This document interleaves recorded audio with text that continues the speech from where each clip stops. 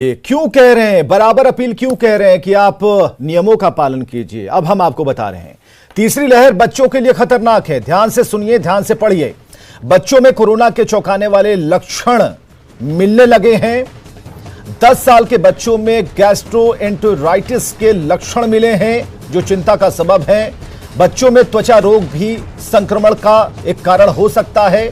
Double mutant और नए strain से संक्रमण का खतरा बढ़ेगा।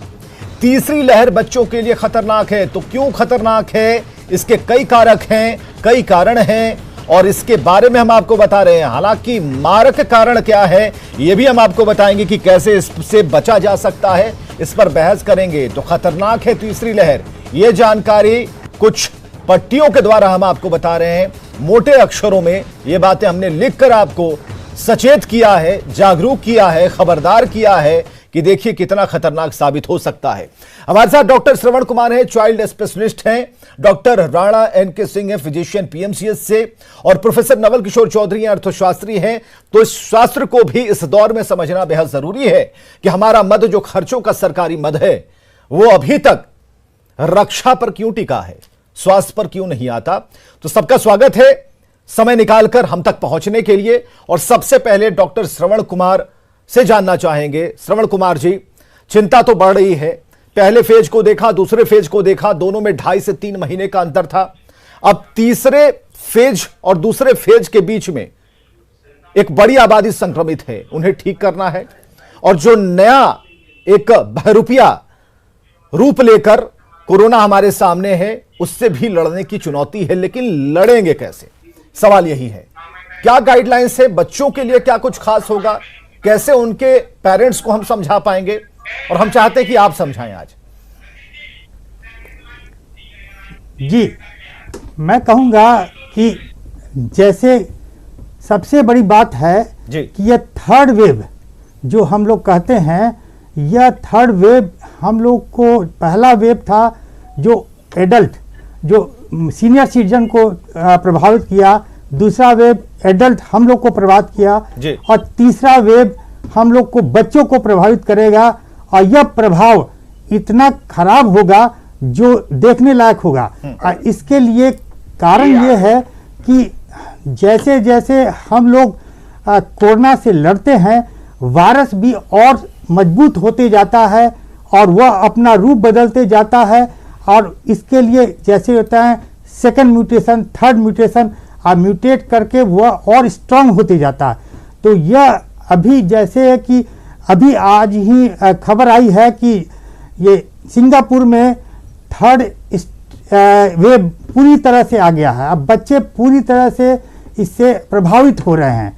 और इसके लिए यही सबसे बड़ी बात है कि हम लोग जब तक सबसे बड़ी चिंता की बात यह है कि बच्चे के लिए अभी तक कोई वैक्सीन नहीं है, कोई उसके लिए दवा भी बहुत। डॉक्टर श्रवण, सवाल तो तभी था, डॉक्टर श्रवण, सवाल तो तभी था जब इन्होंने कहा कि क्लिनिकल ट्रायल की अनुमति चाहिए, इतने बच्चों पर टेस्ट होगा। आग तो लगी थी, धुआं दिख रहा था, और यह कहा जा रहा था कि तीसरा जो वेव है वो इंतजार कर रहा है, मौका नहीं देगा।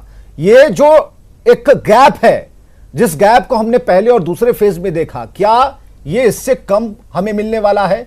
ऑक्सीजन का इंतजाम तो लगभग, चलिए हमने कोशिश की है, ऑक्सीजन का इंतजाम तो कर लिया है, लेकिन कई ऐसी खामियां हैं जिनमें बच्चों को संभाल पाना, अगर कोई कोरोना पॉजिटिव अगर वयस्क है, एडल्ट है, तो खुद अपनी देखभाल कर सकता है या फिर उसका इलाज अकेले में हो सकता है। बच्चों को कैसे संभालेंगे? और सबसे पहले हमें जरा यह बता दीजिए क्या लक्षण हो सकते हैं। एक पेट में गड़बड़ी वाली बात तो सामने आ रही है, लेकिन और क्या क्या सिम्टम हो सकते हैं जिसे लेकर अभी ही हम जागरूक कर दें अपने दर्शकों को। जी, एक आपको मैं बात कहूंगा कि अभी ये बात ये है कि हम लोग को, यह बहुत को जो बच्चों में 50% में एसिम्प्टोमेटिक रहता है। जी। और हम लोग जैसे वायरस, हम लोग जब भी हम लोग परिवार में जब संक्रमित होते हैं तो बच्चों में हम लोग ज़्यादा ध्यान नहीं देते हैं, उसका जांच नहीं कराते हैं, और इसके कारण हम लोग उसके नेग्लेक्ट करते हैं। और यही कारण है कि बच्चों में एसिम्प्टोमेटिक होते हुए भी यह देखा जाता है कि दूसरा या तीसरा हफ्ता के बाद एक MIS multi systemic inflammatory syndrome of children, यह एक ऐसा इन्फ्लामेशन है जो कोरोना वायरस अपना बाद में वह एक उसको है ना रिएक्शन देता है और उसके कारण बच्चों में तरह तरह की जो इन्फ्लामेशन, बच्चा को रैश हो जाएगा, बच्चे को डायरिया हो जाएगा, बच्चे का आंख लाल हो जाएगा, बच्चे को सांस में दिक्कत हो जाएगी। जो सर्दी खांसी है वो कम रहेगी, लेकिन मल्टी सिस्टमिक इन्फ्लामेटरी सिंड्रोम जो होता है वो केवल एक सिस्टम को नहीं, जो ब्रेन को, हार्ट को, लंग्स को, किडनी को, सारा को इफेक्ट करेगा, और जिससे बच्चे को बहुत ज़्यादा खतरनाक सिम्टम्स आएगा। और इसके लिए जैसे पहले का फर्स्ट फेज में था कि बच्चों में यह बीमारी होती नहीं है, अब दूसरी बात हो गई, अब ये जो बीमारी होगी वह भयानक होगी, इसलिए हम लोगों को इसके लिए पूरी तरह से तैयार रहना, ठीक है, तैयार रहना पड़ेगा। डॉक्टर राणा एनके सिंह है, फिजिशियन है, पीएमसीएच से, जरा जानते हैं व्यवस्थाओं को लेकर और उनकी तैयारियां क्या हैं, खासकर फिजिशियन है, बड़े डॉक्टर हैं। डॉक्टर राणा एनके सिंह जी, हमें जरा समझाइए कि अगर थर्ड वेव सामने है हमारे, तो उसके अनुरूप हमारी तैयारियां क्या हैं और क्या गाइडलाइंस होनी चाहिए, खासकर हमारे घर के लिए। आप खुद डॉक्टर हैं और बाकी जो लोग हमें इस वक्त देख रहे हैं, क्या गाइडलाइंस आपकी तरफ से होंगी? सरकार गाइडलाइंस देगी वो अलग चीज है, लेकिन बच्चों को कैसे बचाएं, ये प्राथमिकता के तौर पर हमें बताइए। देखिए, हमारे यहाँ जो सरकार जो सेकेंड वेव आया है, फर्स्ट वेव और सेकेंड वेव में फ़र्क ये था कि फर्स्ट वेव के बाद थोड़ा हम लोग शिथिल हो गए थे, बिल्कुल, लेकिन सेकेंड वेव आने के बाद हमारी सरकार और हमारे माननीय मुख्यमंत्री से लेकर के हमारे प्रधान सचिवों ने अपने स्तर से सब जगह जा जाकर व्यवस्था को इतना चुस्त और दुरुस्त किया है, इतना चुस्त और दुरुस्त किया है कि हम किसी भी तरह के मरीज से लड़ने को तैयार हैं। और आपको याद होगा कि अभी जब हमारा सेकेंड वेव आया था, मरीज एम्बुलेंस में मर जा रहा था।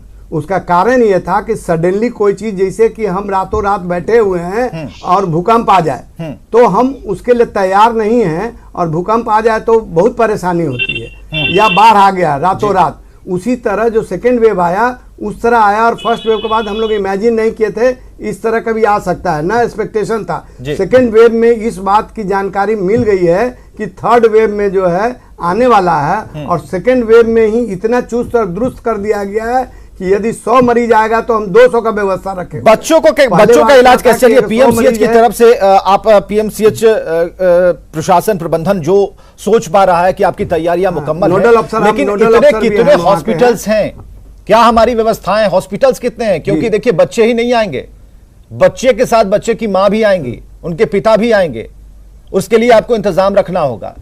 कोई एडल्ट नहीं आने जा रहा है, तो इसके लिए क्या कुछ व्यवस्थाएं? क्योंकि पहले से तो आप लड़ रहे हैं सेकेंड फेज से, और थर्ड वेव आ जाएगा, यानी कि ओवरलोड होगा, तो इस ओवरलोड से कैसे कैसे आप निपट पाएंगे? देखिए, सेकेंड वेव जो आ रहा है उसमें जितने भी बड़े लोग आए थे, कोविड के कोई भी मरीज ऐसे नहीं है जिसके साथ अटेंडेंट नहीं आते हैं। और आपने पीएमसीएच का तस्वीर देखा, एनएमसीएच का तस्वीर देखा, हमारे माननीय मुख्यमंत्री और हमारे जो स्वास्थ्य के प्रधान सचिव हैं, उन्होंने इस बात पर काफी जोर लगाया। एडल्ट आ रहे हैं, आपको लगता है कि जो एडल्ट आ रहे हैं उनके परिजन तो चलिए बाहर हैं,